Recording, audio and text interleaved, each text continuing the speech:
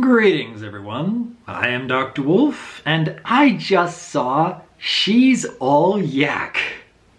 Oh my goodness, this is so adorable. I was curious whether we might get any Young Six-centered episodes where it was just about single members of the Young Six in the final season, and yeah, this turned out rather wonderfully. However, I think the biggest caveat on whether or not you'll enjoy this episode is basically down to, did you already enjoy Yona as a character? Because for anyone who's already a fan of Yona, this is great.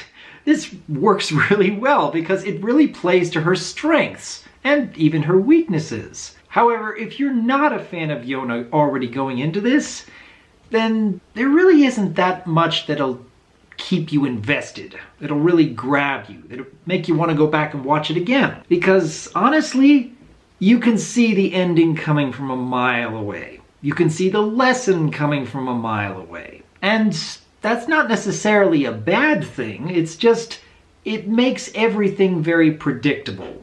So, Yona is really what carries this episode. And it really depends on whether or not you're already a fan. But let's get back to the beginning. First off, a pony-themed dance.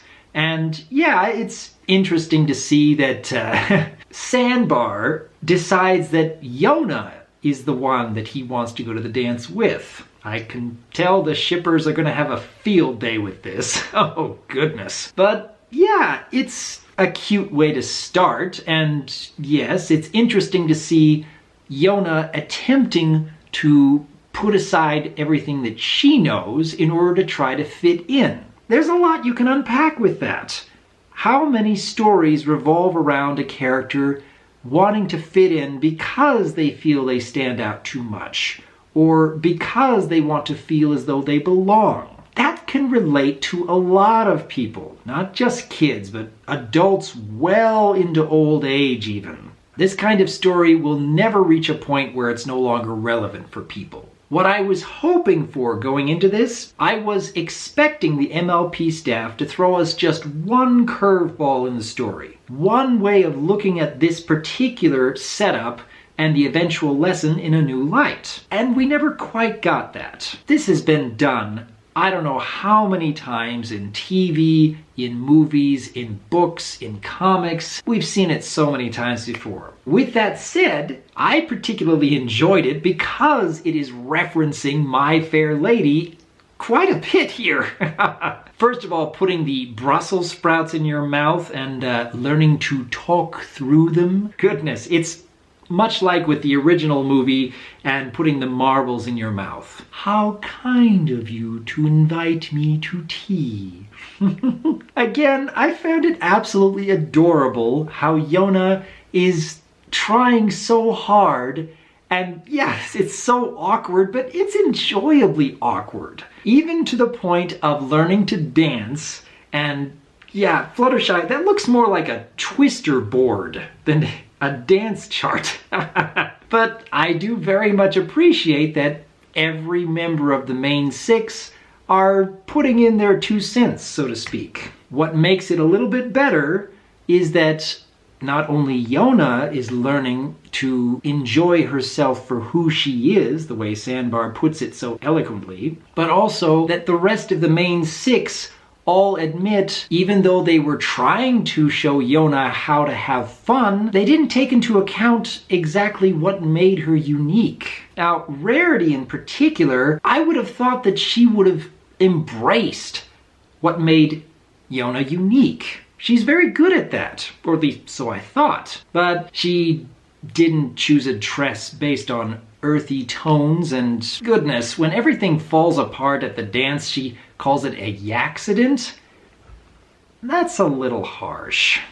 And yes, it is a little heart-wrenching to see that Yona tried so hard and is so devastated when it didn't work out. I appreciate that it was Yona who was attempting to fit in rather than the other characters giving her that idea. She wanted to make that effort.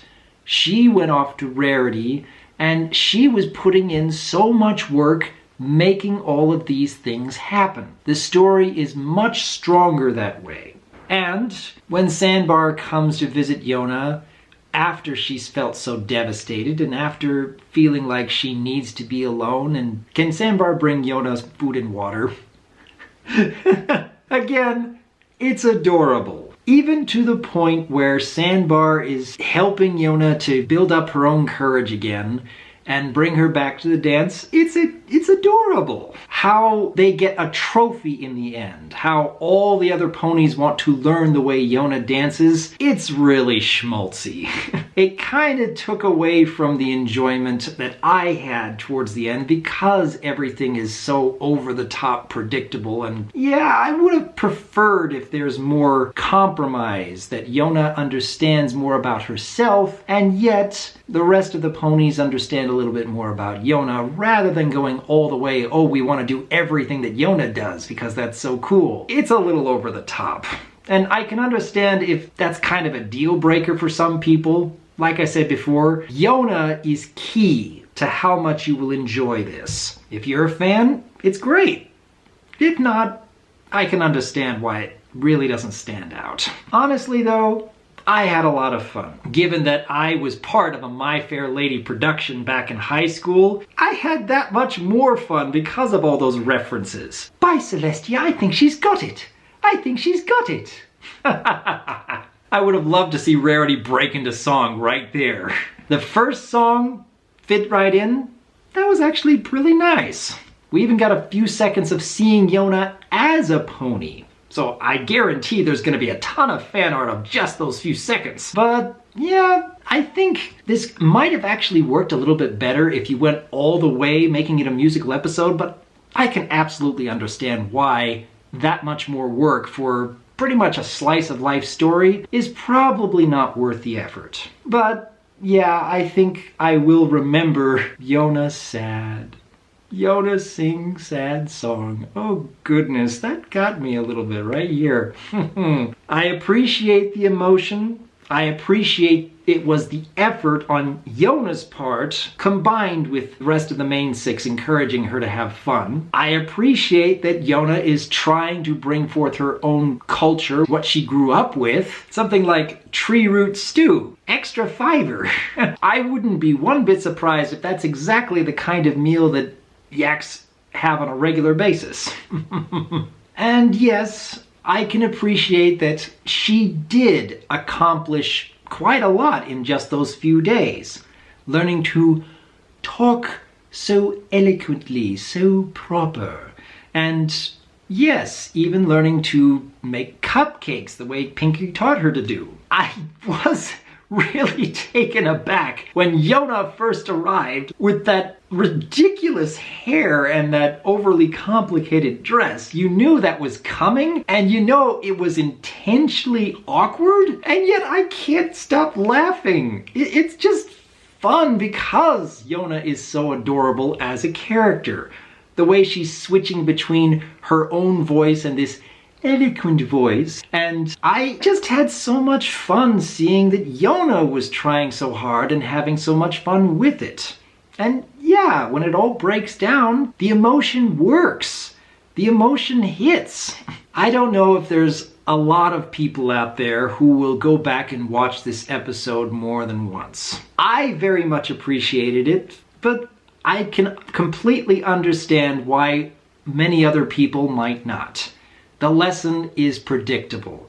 The ending is so schmaltzy. And yeah, so much of it centers around this young six character who, for many people, just isn't that appealing, but for some people like me, I've always thought that Yona is the most entertaining and even the most interesting of all the young six. But then, what did each of you think? Going into this episode, and I can imagine most of you already knew what was going to happen long before it actually did, was there enough to keep you invested? Was there enough to keep you entertained and wanting to go back and watch certain scenes again? Is there enough based on a My Fair Lady premise that makes it worth all the references? Leave your thoughts in the comments below, because as always, I am Dr. Wolf, and I look forward to hearing from you.